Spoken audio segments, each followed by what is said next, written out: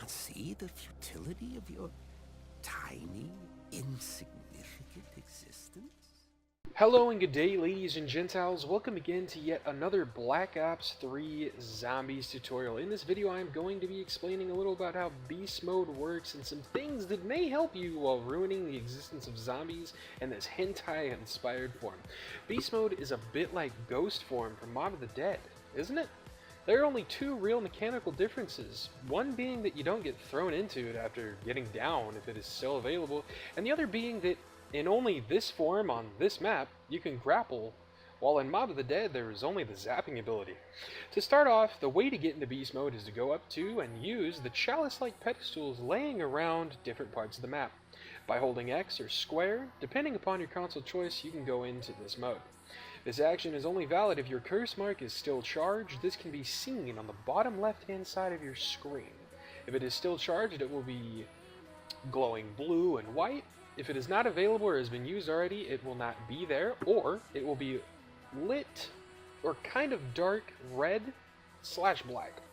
The controls for beast mode are quite simple when understood and memorized. Your left appendage houses a mouth with a grapple tongue that represents a Rule 34 scenario from Mortal Kombat. This is used to soar throughout the air after grabbing a hook, or is used to snag an enemy and pull them into your swipe attack. This action activated by default with your RT, R2 buttons on your controller depending upon your console.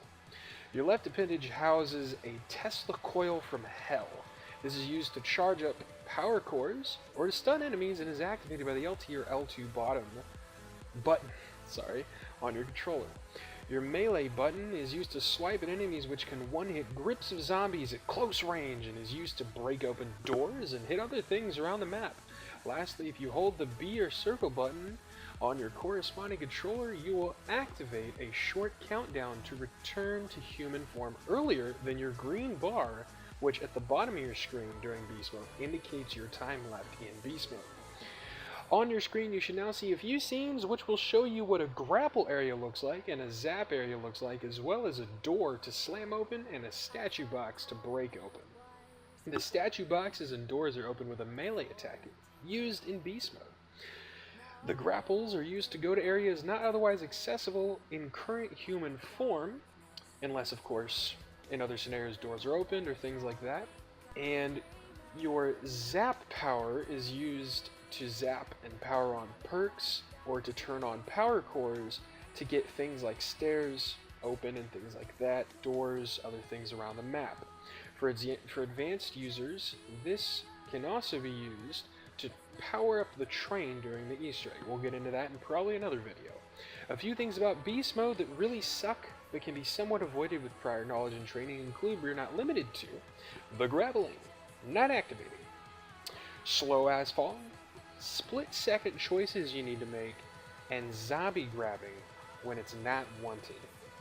The grapple will sometimes not activate, but this is almost exclusively due to the users continuously pressing the activate key, trying to get that grapple for dear life, trying to get their times going. If you just let it sit for a second and look at the grapple symbol, then it'll light up. This indicates that you're either in range to actually grapple, or that you can now grapple. Because sometimes when you're pressing the button, it'll think that you're already grappling, and it'll prevent you from doing any other action. And although you are not actually grappling, this is confusing for the game. Whilst in beast mode, you fall half as fast as in normal human form. This cannot be turned off, but in certain areas where falling is needed, there can be other movement alternatives, like falling sideways, or running downstairs instead. This just requires a little bit of split-second thinking or experience in these areas. One other weird occurrence in beast mode is that sometimes it actually ends a second or two after the bar is done with, so a little bit late. This can be seen when grappling at the end of the bar, and beast mode still remains active. These split-second chances or choices can either help or hinder survival. After the beast mode runs out, there are a few seconds where while in human form, zombies will ignore you. This can be cut short if beast mode lags. This is also meant to allow you to run away from trains piled up. If you're playing in solo mode, your zombies aren't really going to despawn, or friendlies running by that kind of have a Margwa or a grip of zombies chasing them. I hope that this video has been helpful to expand your knowledge of beast mode. and how to amend your playstyle for as much efficiency as you could squeeze out from your gameplay.